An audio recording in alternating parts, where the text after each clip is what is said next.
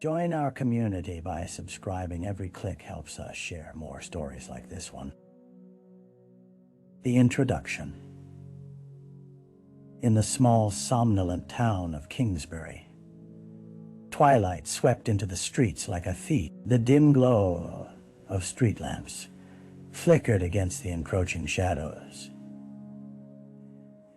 illuminating the damp pavement that glistened from the recent rainfall. It was the type of place where everyone knew each other's names, where secrets were whispered like prayers in hushed corners of diners and roadside porches.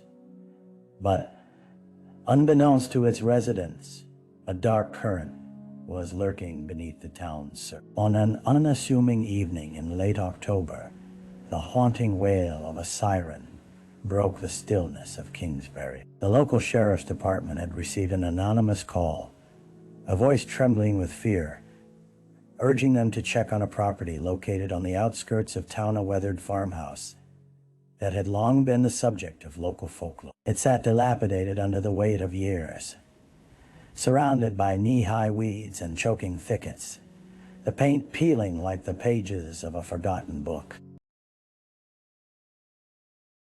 As the sheriff's deputies made their way to the address, the air grew thick with anticipation.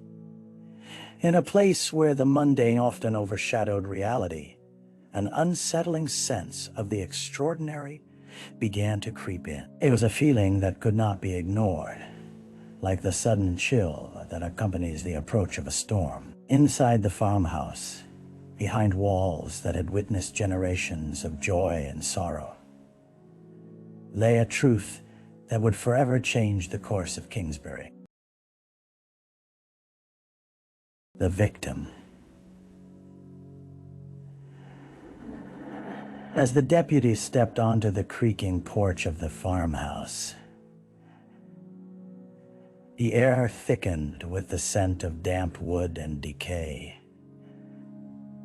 The door swung open with a reluctant groan, revealing a dimly lit interior that felt frozen in time. Dust motes danced in the flashlight beams, indicating a long absence of life. The light flickered upon a faded floral wallpaper, peeling at the edges, and the sound of their footsteps echoed like whispers in a long-forgotten memory. In the stillness, the deputies exchanged glances, each feeling an unspoken understanding that something was dreadfully amiss. They continued forward, hearts pounding as they ventured deeper into the heart of the house, where they stumbled upon the source of the anonymous call.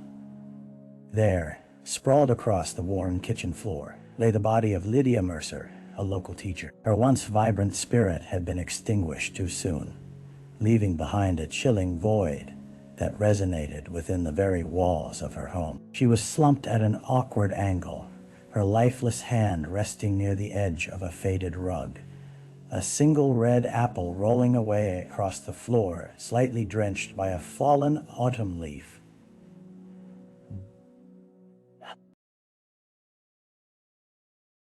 Witnessing her passing was like confronting a mirror reflecting back the fragility of life. Lydia was known for her warm smile and passionate commitment to her students, earning her the affection of those within the community. Now, the warmth of her spirit was snuffed out, leaving a bitter cold that permeated the air. As her eyes stared vacantly at the ceiling, questions infected the silence. Why had this happened? Who would have wanted to harm her? The crime scene. The deputies methodically moved through the dimly lit kitchen, their gloved hands collecting evidence. Every detail mattered. Every scrap of material could hold the key to Lydia Mercer's untimely demise. The smell of mildew mixed with the faint scent of apples permeated the air, a stark reminder of life that had once flourished within these walls. The floor beneath their feet, stained with age and neglect, bore witness to the dark events that had just unfolded. Investigators began to canvass the area with meticulous precision. One deputy focused on the kitchen table, cluttered with unwashed dishes and crumpled notes, fragments of Lydia's life left behind in disarray. The notes were filled with reminders of upcoming school events, alongside a series of haphazardly written phone numbers. It painted a picture of a woman who had been deeply committed to her students. Yet the scattered papers hinted at a hidden strain in her otherwise orderly life. In a corner of the room, next to a half-emptied coffee pot, a cell phone vibrated incessantly, its screen illuminated with a multitude of missed calls. The deputy picked it up, examining the numbers scrolling by, each one a potential thread to pull in their investigation. A neighbor, a fellow teacher, and an unidentified contact each were leads that demanded attention. Outside, an autumn breeze rustled the leaves, a reminder of the world continuing to turn outside the confines of this tragic event. It was as though nature itself mourned, a stark contrast to the life that had abruptly ended within the farmhouse. As the evidence was catalogued, an unwelcome realization began to settle in. This murder was not merely a crime, but a shattered reflection of the lives intertwined within a community that would be forever altered. The early investigation. As the sun sank low, casting an orange hue across the town of Kingsbury, the tranquil facade of the community had been irrevocably disturbed. News of Lydia Mercer's murder spread through the streets like wildfire, igniting fear and speculation among residents.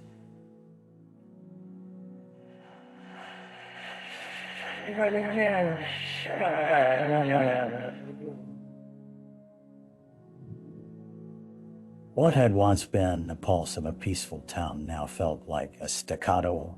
The sheriff's department established a command center in the town hall, papers strewn across tables cluttered with coffee cups and half-eaten pastry. The lead investigator, Sheriff Mark Davidson, stood at the helm, lines of concern etching deeper into his rugged face. His gaze flicked across the assembled deputy young officers stooped over notepads, seasoned detectives poring over lists of potential witnesses. Every whispered rumor added weight to the tension thickening in the room. In the following days, interviews were conducted with frantic urgency. Lydia's friends, colleagues, and neighbors poured into the precinct, consumed by grief and confusion. One by one, they shared their memories of the kind-hearted teacher whose laughter had brightened their lives. Yet amid the sorrow, revelations emerged. Lydia had been embroiled in a bitter dispute with a fellow educator over school funding, and murmurs of toxic relationships began to surface. Despite the numerous leads, the pieces of the puzzle remained maddeningly elusive. Each inquiry seemed to raise more questions than it answered. Who would want to harm a woman known for her dedication? Each suspect's story spun a web thicker than the last, obscuring the truth rather than clarifying it. As nights turned into days, the sense of urgency grew. Too many questions hung in the air, too many secrets waited to be uncovered. The dead ends. Days turned into weeks, and the once vibrant community of Kingsbury bore heavy shadows of fear and uncertainty. Officers combed through interviews with a relentless dedication, but each thread pulled seemed to unravel, leading to dead ends. Conflicting alibis and murky motives filled the case file, causing frustration to simmer within the command center. Sheriff Davidson could feel the weight of disappointment bearing down upon him. Long hours of questioning had yielded little in the way of tangible leads. One suspect, a disgruntled fellow teacher, had a solid alibi. Another, Lydia's distant ex-boyfriend, turned out to be out of state during the murder. With every inquiry, new names were added to the list, yet none seemed to offer the closure they so desperately sought. The walls of the town hall, once echoing with the fervor of investigation, now resonated with a dull quiet, interrupted only by the rustle of papers and the low hum of conversation. As the threat of botched investigations loomed above them, the sheriff attempted to reignite the momentum by reviewing evidence once more, straining to connect the disjointed pieces of the case. He stared at the whiteboard filled with notes, timelines, and sketches of relationships that intertwined like the gnarled branches of trees. Yet beneath the surface, the investigation churned with unease. Witnesses began to retract their statements. Rumors of Lydia's past began to reemerge. The secrets ethereally danced just out of reach, interwoven within the fabric of the community which had seemingly conspired to protect them.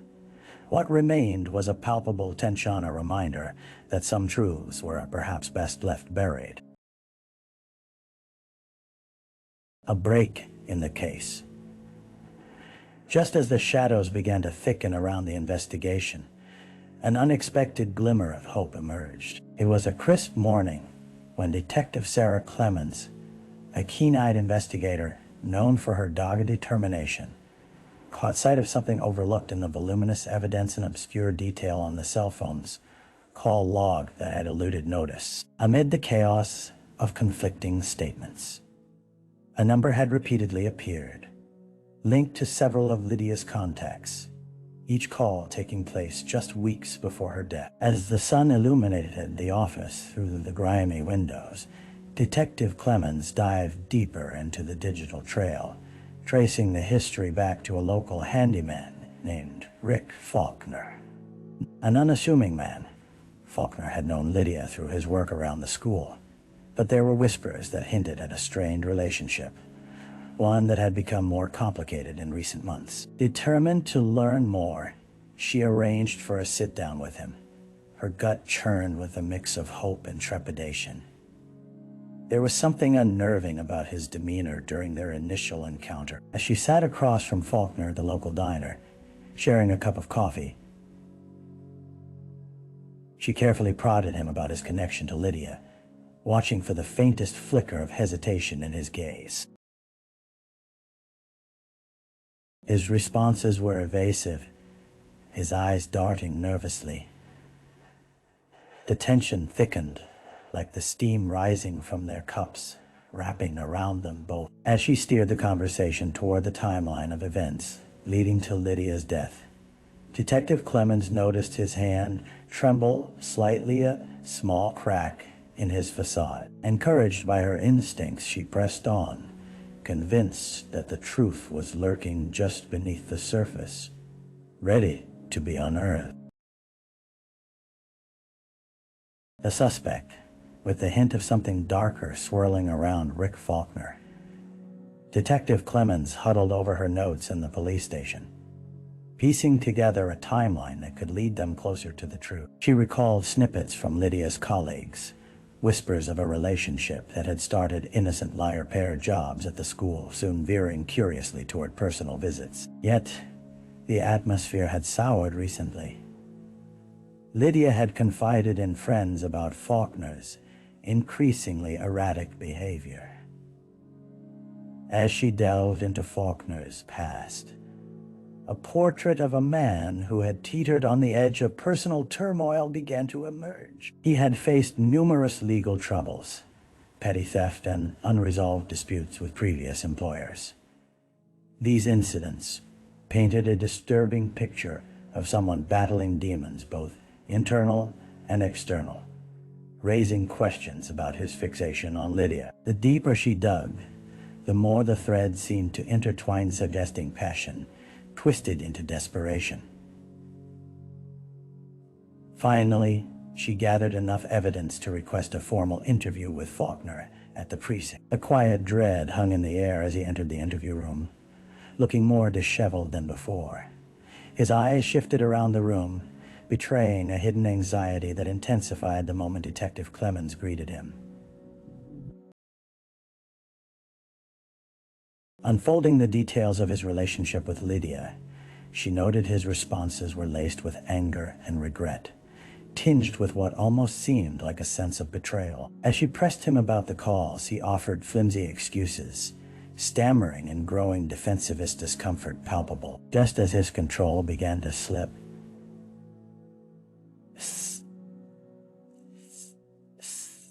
slipping glimpses of truth edged into his statements, revealing underlying motivations that could likely link him to Lydia's tragic fate. With every answer, the specter of suspicion loomed larger, urging Detective Clemens to decipher the fabric of his claims, buried beneath layers of denial. The trial. After months of meticulous investigation, the case against Rick Faulkner culminated in a tense courtroom scene that gripped the town of Kingsbury. The walls, adorned with solemn portraits of past judges, echoed with the murmur of anxious spectators seeking justice for Lydia Mercer. Families, friends, and community members filed in. The once quiet hall now alive with whispers and hopeful glances. Faulkner's trial began on an overcast Tuesday morning, the atmosphere charged with a palpable sense of anticipation. The prosecuting attorney laid out a compelling narrative, meticulously weaving together evidence gathered from cell phone records, witness testimonies, and the haunting timeline that marked Lydia's final days. Each piece of evidence illuminated the tension between the two, laying bare a fragile relationship tainted by passion and control. Detective Clemens sat in the front row, her heart racing as she listened to the accounts that painted Faulkner as a man driven by possessive jealousy, culminating in a moment of violence that extinguished a bright and cherished life. Expert witnesses testified about the psychological profile of perpetrators in cases of intimate partner violence, their insights driving home the intent behind his action. As the defense mounted its case, Faulkner's lawyer attempted to cast doubt, portraying him as a victim of circumstance, a man with no motive, reduced to scapegoat status by a desperate community. The courtroom witnesses testify in his favor, recounting Faulkner's helpful nature and good deeds, a stark contrast to the image drawn by the prosecution. Yet, amid the unfolding drama, the words of Detective Clemens resonated within her. A lingering truth pulsated at the heart of the trial. Lydia deserved to be remembered as more than a tragic footnote. Her spirit lingered, echoing within the walls, pushing those present to confront a reality that sought justice for her untimely end. The aftermath. The gavel struck sharply, sealing Rick Faulkner's fate as the jury returned their verdict. Guilty of second-degree murder. A hush fell over the courtroom, a moment suspended in time where the weight of justice crystallized. Some in attendance wept quietly, while others sat in stunned silence, reflecting on the bitter conclusion to a tragedy that had torn through their community. Detective Clemens felt a mixture of relief and sorrow swell within her. They had secured a conviction, but the scar left by Lydia Mercer's death would linger long after the trial ended. In the weeks that followed, Kingsbury tried to reclaim its sense of normalcy. The news anchors broadcast the verdict, and the town seemed to hold its breath, teetering on the edge of unresolved grief and fragile hope. Mourners gathered at local schools for memorials, where teachers shared stories of Lydia's passion for education and how she had inspired every child who crossed her path. Yet, the ache of loss remained raw, a palpable reminder of what had been stolen. Detective Clemens returned to the precinct, her heart heavy but her resolve unwavering. Once just a quiet town on the brink of change, Kingsbury had faced a reckoning. Conversations about domestic violence rippled through community forums, giving birth to awareness and education that had been lacking. Candlelit vigils were held in Lydia's memory, bringing with them a renewed sense of unity among residents, who began to shed the silence that had once protected them from the often unseen dangers beneath the surface. Though justice had been served, the road to healing would be long.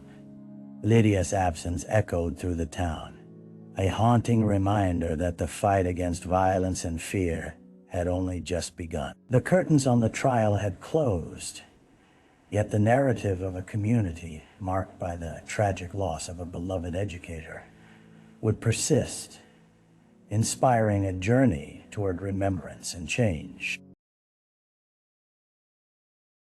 Reflection. As the echoes of the trial faded into the past, the town of Kingsbury stood at a crossroads. Days turned into weeks, and seasons changed. But the loss of Lydia Mercer lingered like an immovable shadow. Detective Clemens found herself often contemplating the fragility of life and the hidden currents of darkness that lay beneath the surface of even the most tranquil communities. Her mornings were marked by a deepened sense of purpose, fueling her determination to seek justice for those whose voices had been silenced. She visited local schools, sharing Lydia's story with students and encouraging them to recognize the signs of unhealthy relationships. With each moment spent advocating for awareness, she hoped to transform sorrow into action, fostering resilience within the hearts of the next generation. The conversations that emerged were raw and introspective, as students revealed their struggles with bullying, insecurities, and the complexities of friendship, a testament to the intricacy of human connection. The reflection of their shared journey became a reminder of a simple yet profound truth.